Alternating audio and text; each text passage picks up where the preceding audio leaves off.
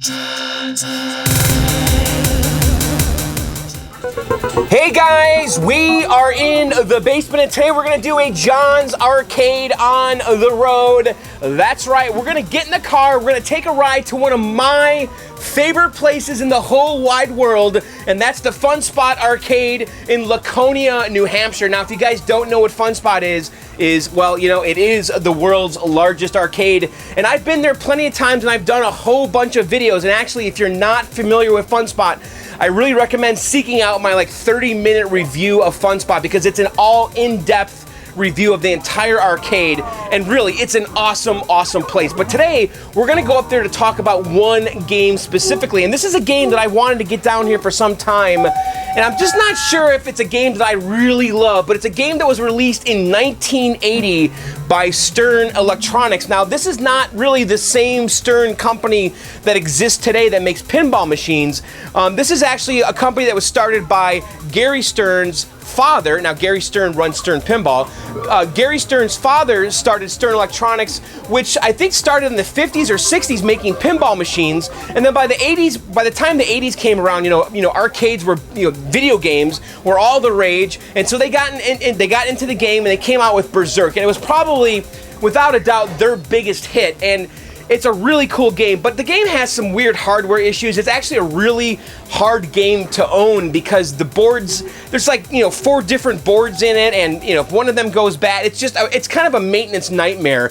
But you know what, J-Rock, actually, J-Rock is a guy that made this board over here. This is a multi-Williams board, and this board runs on the original hardware with FPGA and the original 6502 processor, and he did kind of the same thing for Berzerk. He made a Berzerk multi-board, which is a modern little board running on FPGA with the original CPU in it, and it's not emulation at all. And he released that board, and it's actually a multi-board. It has Berzerk and Berzerk's sequel, Frenzy, on it. And ever since that's come out, I've really been thinking maybe I should get a Berzerk and I can get that multi-board and put it in there, and then it'll be more reliable. I don't know. So maybe someday we'll do that. But for now, we're going to play it up at Funspot. And also, stay tuned after the video, because we're going to go in the garage. I'm going to give you guys a quick little Pac-Man Cabaret update, so make sure you stay tuned for that after we go to Funspot. So anyway, enough of that. Why don't we get in the car, and let's take a drive up to Laconia, New Hampshire, and visit Funspot, the world's largest arcade. On your mark.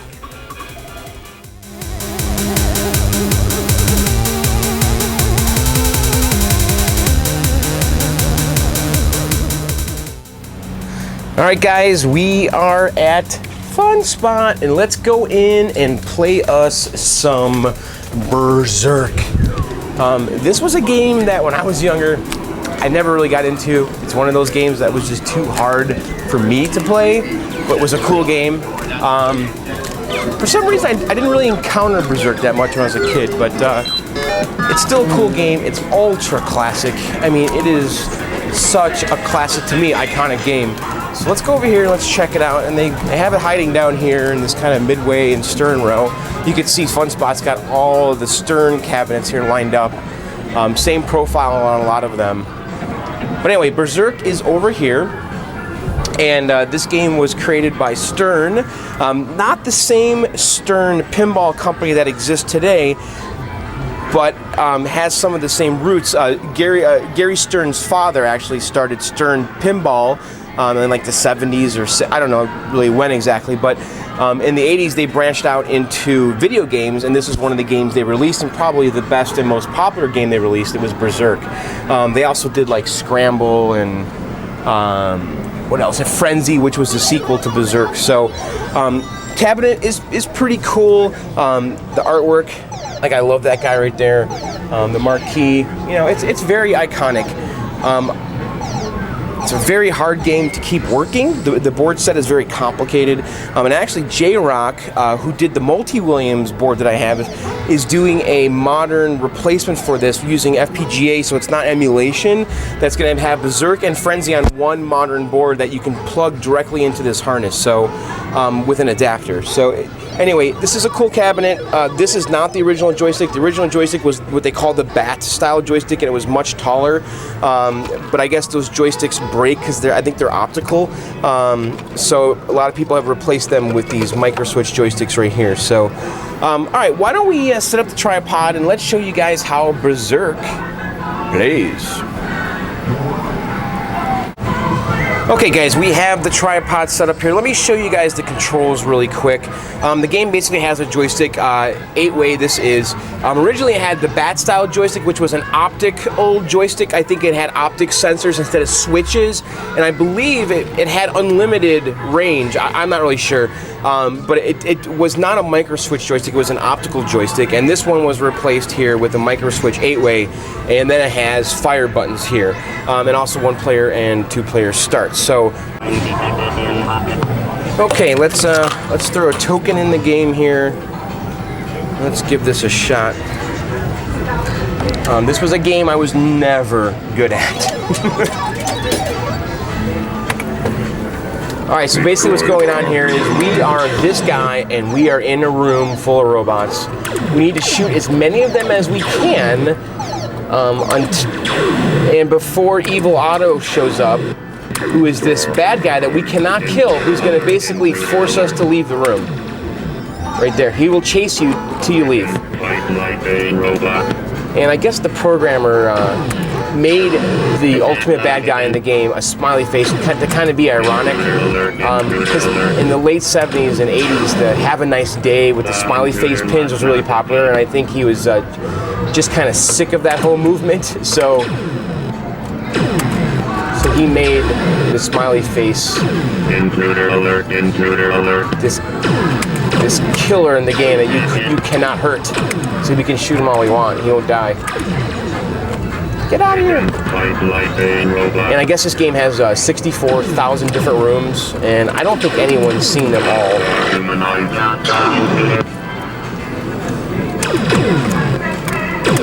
But I mean, this is it. This is the game. You just do this over and over again. God bless it. And we can't touch the walls either. So if you...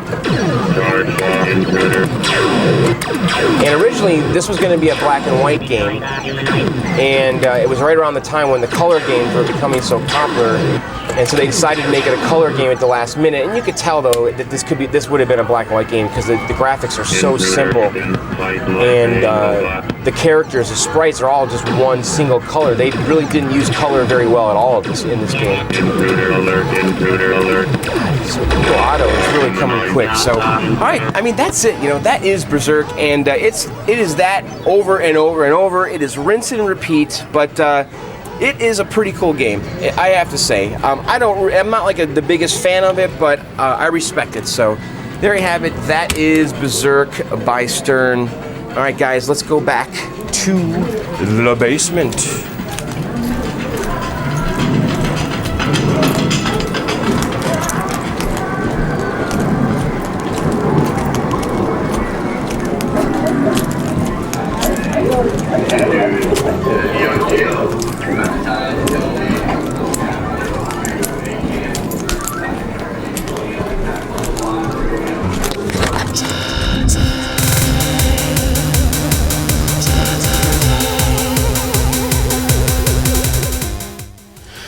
All right, guys, let me give you a quick little update here on the Pac-Man Cabaret restoration. Now, I haven't done any work since the last video. I know I have been slacking. However, I've been picking up the needed parts for this restoration. SG, actually, on Klov at klov.com, he heard that I needed a proper 13-inch G07 frame, and he sent me one for free. How awesome is that? Dude, thank you so much, because now I can kind of undo my little... Because what I did is I didn't have the proper frame for this 13-inch monitor that would mount in here, so I had to kind of zip strip the chassis onto another frame that's just not right. So now I have the proper 13-inch G07 frame that has little tabs here and all that. And then also, I picked up on Klov from PacMan a new old stock Pac-Man Cabaret control panel overlay. I mean, look at that.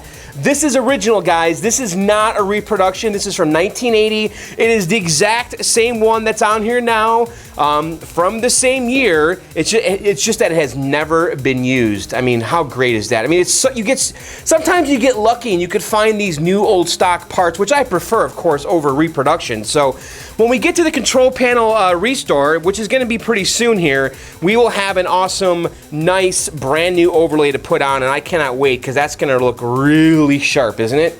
Look at that, man. That's awesome. And then also, my vinyl from Hong Kong came in. Now, if you guys remember in a previous video here, I found this 3M D-Knock vinyl, which is actually a really nice match. It's pretty close. It's a little... the color's not quite, but it's a very good match, and it's a very good quality. It's 3M, it's got air channels. However, it's going to cost me $240 if I use this vinyl, and I really don't want to spend $240 on vinyl. So I went on eBay, and I found a supplier in Hong Kong that has a bunch of vinyl for sale that's actually very inexpensive. It would actually cost me $40 to put the vinyl on this cabinet. And so I ordered some swatches, some samples, and here they are, and they came in. Overall, I'm not impressed with the quality. It's a lot thinner than the 3M stuff. It does still have that wood grain texture to it. It's not just straight, flat contact paper material. And it's also available in a lot of different wood grain patterns. However, none of them are a really great match. This one is probably the closest, and you could even see it's not though. It's just it's way too dark, and the grain is different.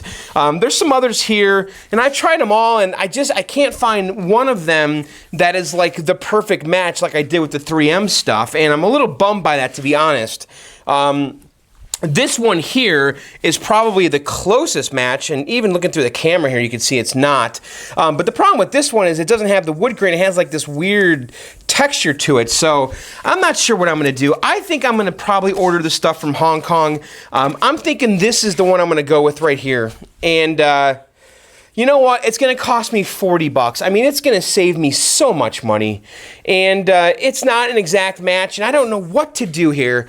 I think I'm going to keep looking. I'm not going to commit to this just yet, but this is the best I've been able to come up with that doesn't cost a fortune. I actually stuck one of the pieces on here just to see kind of how it looked, and yeah, I mean, it looks okay. I think it's going to work fine as long as I prep this surface nice and make sure everything's smooth and there's no nail holes. I think that this vinyl, the quality is probably going to be just fine. It's just a function of finding a really close wood grain match. And you know what? I probably should not freak out too much about this, because I bet when I put this in the basement, I'll never think about it again, will I? So I might just commit to one of these grains and just go with it. And I don't know. That's just so much darker than what's on there now, but Anyway, that's it for now for the Pac-Man. We're going to get to this soon, I promise. I just haven't had the time to spend in the garage the last couple weeks here, and so it's going a little bit slower than the previous restores, but believe me, I'm going to get this done hopefully by October or so, and once I do, this baby's going to be in the basement. I can't wait to have it done. I'm still looking for a marquee. I might cave and just buy a reproduction for $50. I'm trying to save the cash right now, and the next thing that we need to do is we need to replace that edge connector, because if you remember in the last video, that edge connector there is actually why the game was resetting. So we're going to do that probably next, and also replace the fuse blocks, and then probably start on the control panel. And then we're probably going to start stripping the cabinet. Once I get the electronics working, nice and solidly, we're going to just rip this thing apart and get to it. So, all right, guys, that's it for the Pac-Man Cabaret update. Let's go back down to the basement.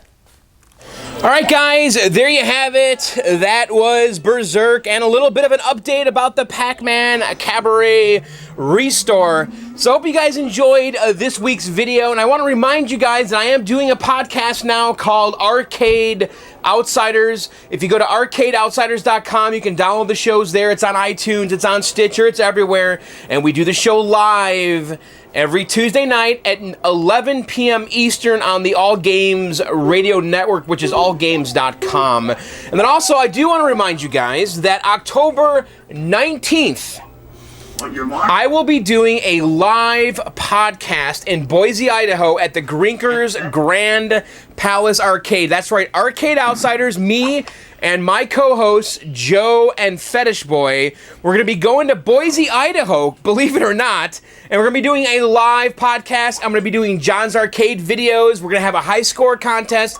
It's going to be a great time, and it's an awesome opportunity to come hang out with me and listeners and other arcade enthusiasts. So really, if you guys can make this October 19th, Boise, Idaho, Grinkers Arcade, I really hope you guys make the effort to show up because I think it's going to be a lot of fun. Anyway, guys, that's it for me. And hope you guys enjoyed it, and we will see you next time. Later.